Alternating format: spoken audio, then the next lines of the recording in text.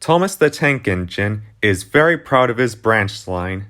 Every day he runs happily back and forth with his two coaches, Annie and Clarabelle. One morning, as he puffed into the junction, he found Bertie the bus waiting for him. "I've been given a special job tomorrow," called Bertie. Thomas was confused. "Special job? What sort of special job?" "There's going to be a wedding in the village," said Bertie, "and I'm going to take all the wedding guests there." "Huh," huffed Thomas. "Why would they want to take a silly bus like you when they could ride in a smart tank engine like me?" "Perhaps they don't want to be bounced about," laughed Bertie, and before Thomas could say another word, Bertie sped away. Thomas was jealous and sulked for the rest of the day. The next morning, he was still grumbling. He collected his passengers from the big station and started away. But as he passed the bus depot, he saw Bertie. "I'll tell you all about the wedding," called Bertie as he passed. Thomas was cross and went red in the face. But as they neared the junction, Thomas suddenly noticed something. There on the platform stood two smartly dressed figures talking to the station master.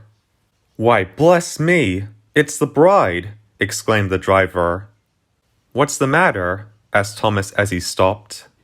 "We've got a wedding to get to," explained the bride's father, "but our car is broken down. Now we'll be late." Thomas was concerned, but then he had an idea. "Why don't we take you there? If Toby can come and collect my passengers, we can take you straight to the top station, and you might make it in time." "Splendid idea," said the station master, and he hurried away to make the arrangements. Soon all was clear, and the bride and her father quickly aborted Annie. The guard blew his whistle, and Thomas puffed excitedly away. Thomas flew along the line as fast as his driver would let him. He sped past bridges and fields, and a very surprised Terence. Come along," he called happily to his coaches. He whooshed into the tunnel, and at last, the top station came into view. "Thank you, Thomas," smiled the bride. "What would we have done without you?" Just then, Bertie hurried into view to take the bride on. "Thank goodness you're so fast," said Bertie. "We would have been in trouble without your help." "I'm just glad I made it to the wedding after all," smiled Thomas. "Or as far as I could go anyways." The two friends laughed happily as Bertie sped away. Thomas watched him until he was out of sight, satisfied with his morning's work. Edward, the Blue Engine, was having a lovely day. His trains had been as punctual as always, and he was now enjoying a well-deserved drink. But as he sat dozing, he suddenly took note of a row of trucks nearby. They were being shunted away by a small black tank engine. This engine had arrived to help run the yards before Thomas had arrived on the island. Edward hadn't seen them for quite some time. "Hello there," he smiled happily. The little engine froze and grew silent.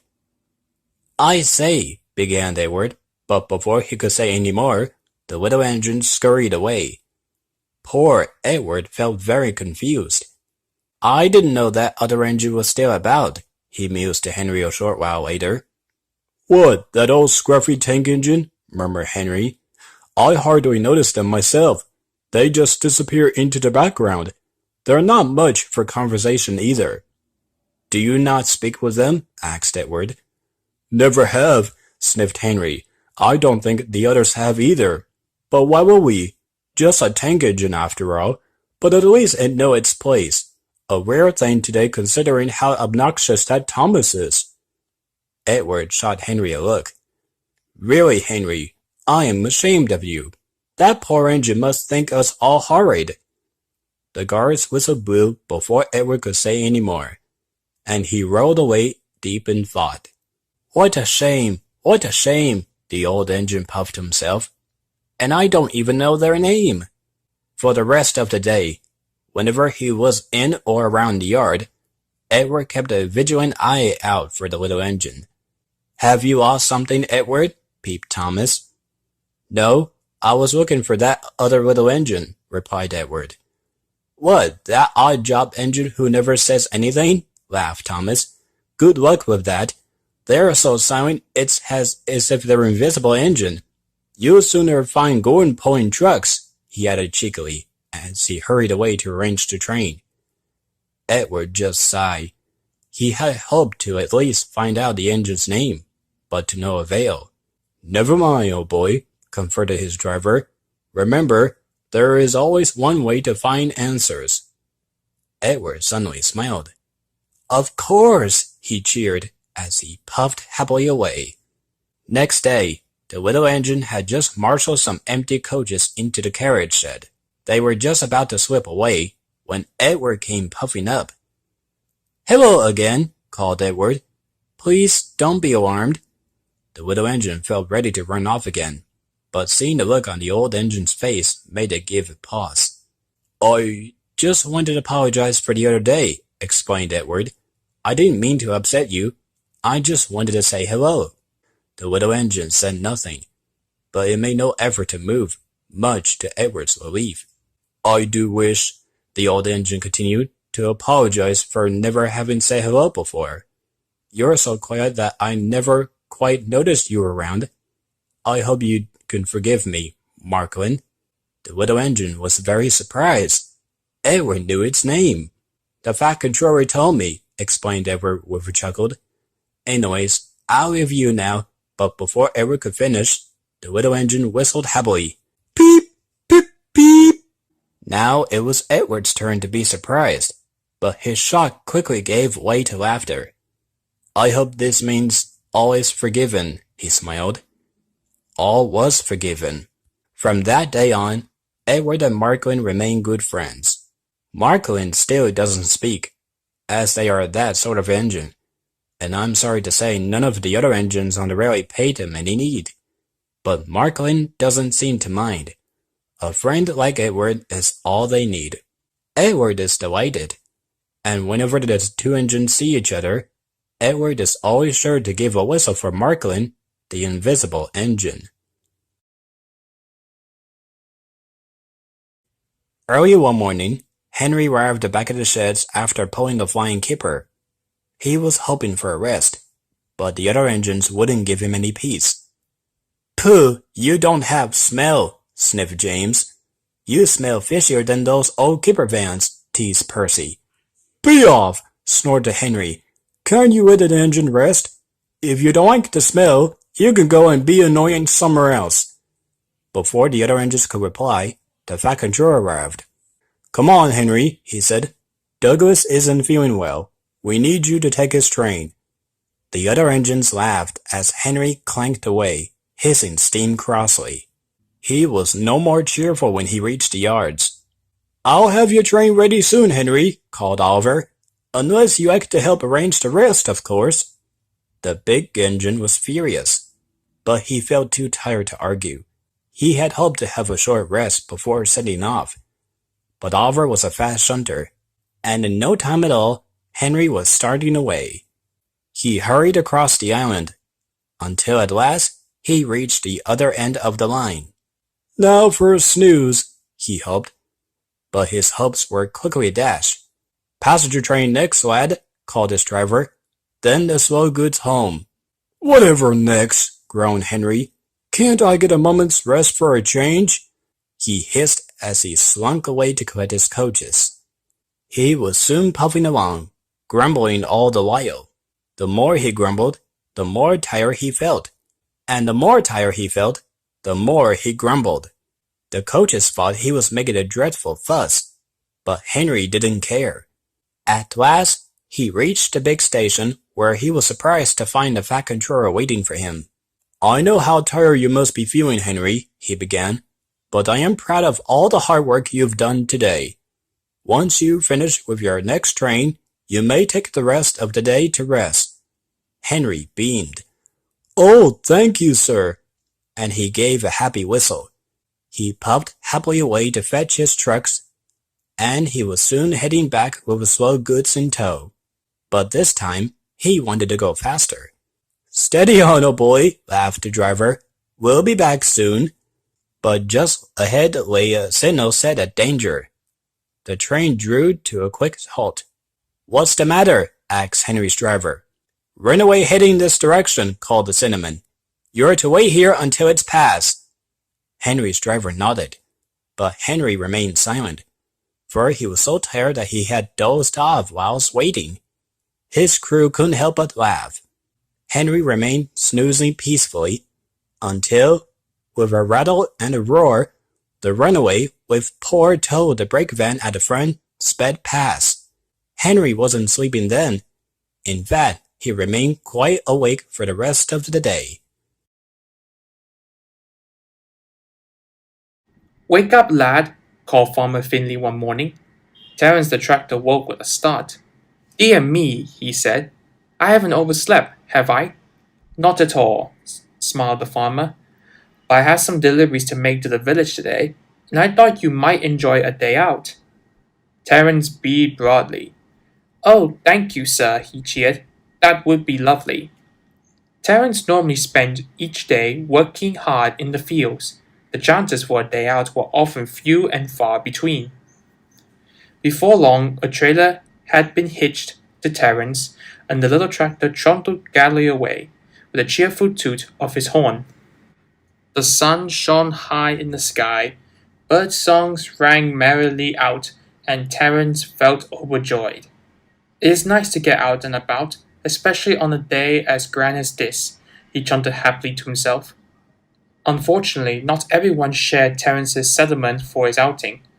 Traveling to the village meant taking the road, and by the time Terence had arrived, a modest amount of traffic had built up behind him, including a rather irate Bertie the bus. "If you're going to go so slowly, stay off my road," the little bus snapped. "I've been delayed by roadworks, but this too, Thomas will never let me hear the end of it." An impatient blast of his horn cemented his point as Bertie hurried away. Terence could only chuckle. He knew Bertie was prone to being grumpy when he was in a hurry, and hadn't meant to be hurtful. "There's nothing wrong with going slow," he thought to himself with a grin. "Besides, I'm not much of a choice, being a tractor and all." Despite this small hiccup, Terence's spirit was still at a high. Farmer Finley was pleased too. "You done well, lad. I'll just stop for a quick bite, then we can head home." As Farmer Finley went off for his meal, Terence sat happily taking in the sights and sounds of the bustling village. Suddenly, he spotted a familiar figure passing nearby. "Hello, Ted," smiled Terence. "Is something the matter?" Farmer Ted took a deep sigh. "Yes, it is, Terence, me boy. I only gone and had me chickens wander off last night." "Oh dear," sympathized Terence. "How awful." "I got some of the beggars back, but half a dozen gone off too far for me to see," the farmer finished glumly. "I'm sure you'll find them again soon," replied Terence hopefully, but Farmer Ted didn't seem so optimistic, and he slipped sadly away.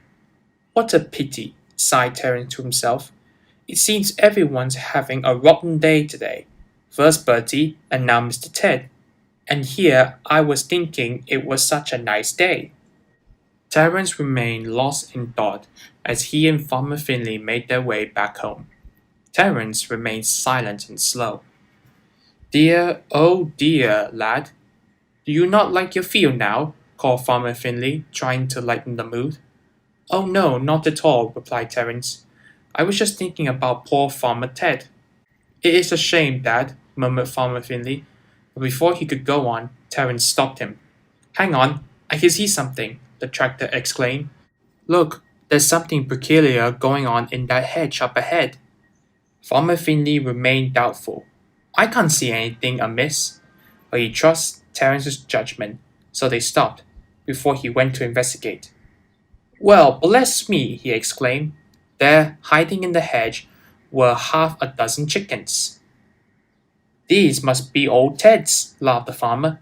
Thank goodness for your keen eye, lad. Terence smiled sheepishly. It's fortunate we were moving about so much. I might have passed by otherwise. You might have sped past too, if you were any faster, added Farmer Finley with a chuckle. Come on, we better get this lot to old Ted. It wasn't long before they were back at the village.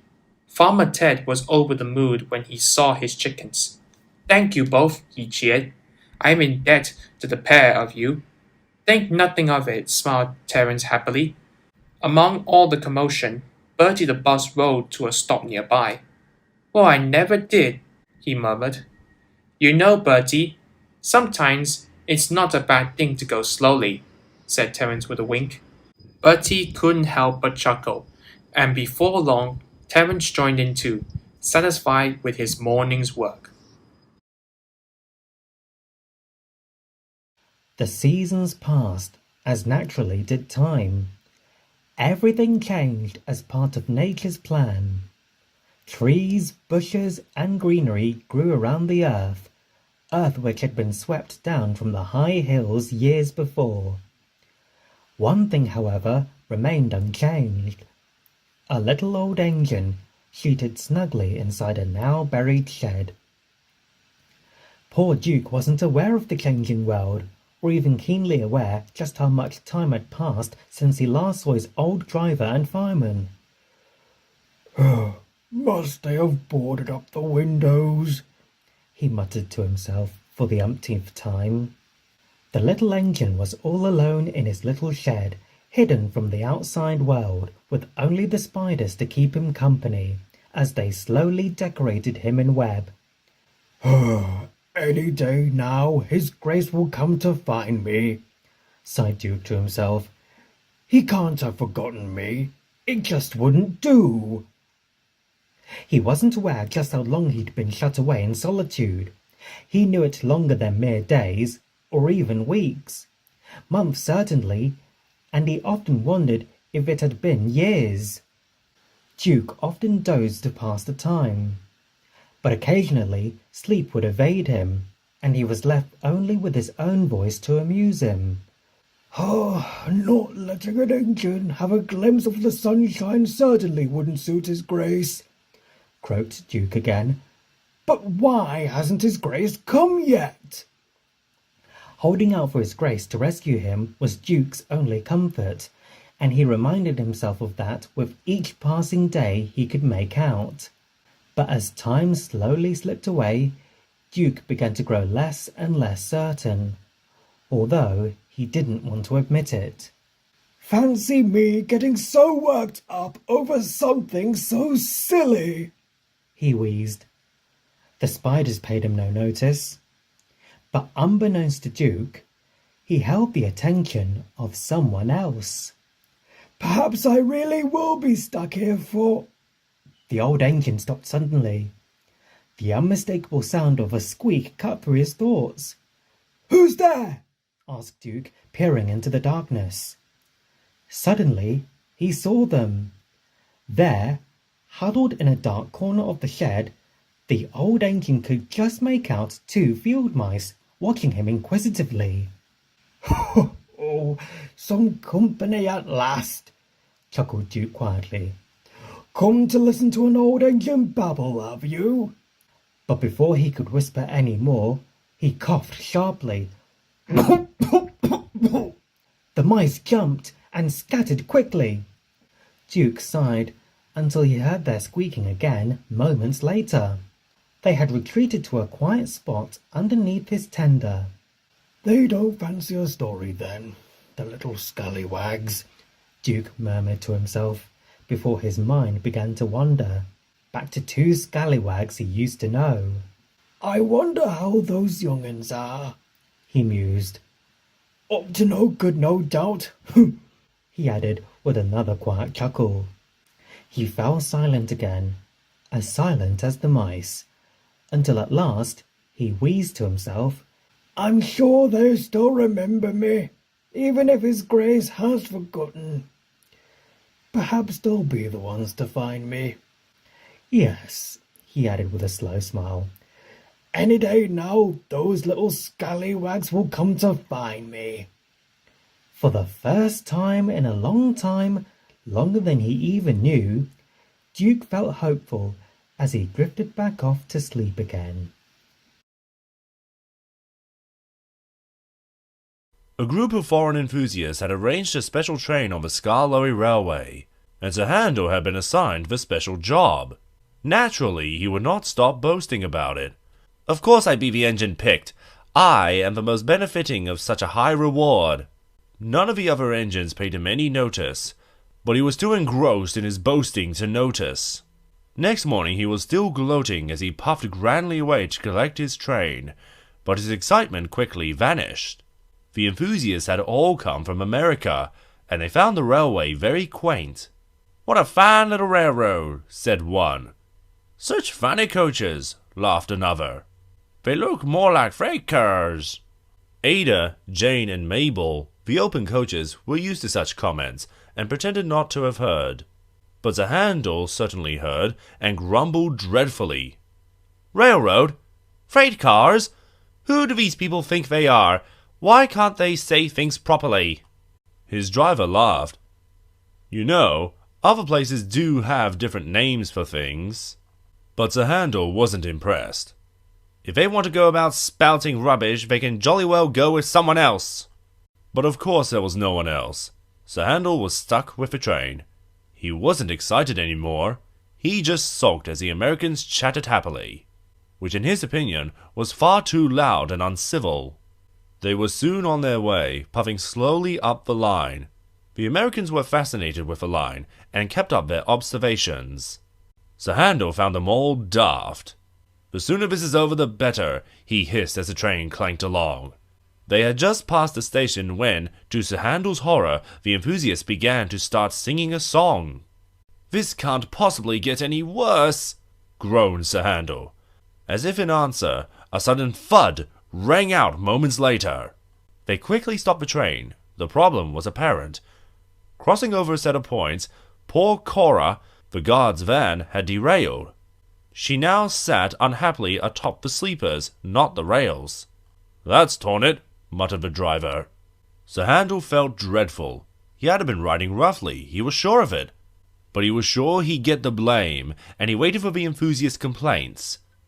But to his surprise, they weren't cross. "What's this, a caboose off the rails?" they asked.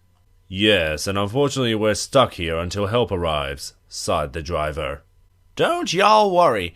We can use those tires over there to get the thing back into place," said one American, pointing to some old sleepers which lay behind the line.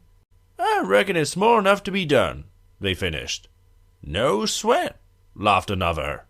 Everyone else thought so too, and before Sir Handel or his crew could say anything, they all quickly set to work re-railing Cora.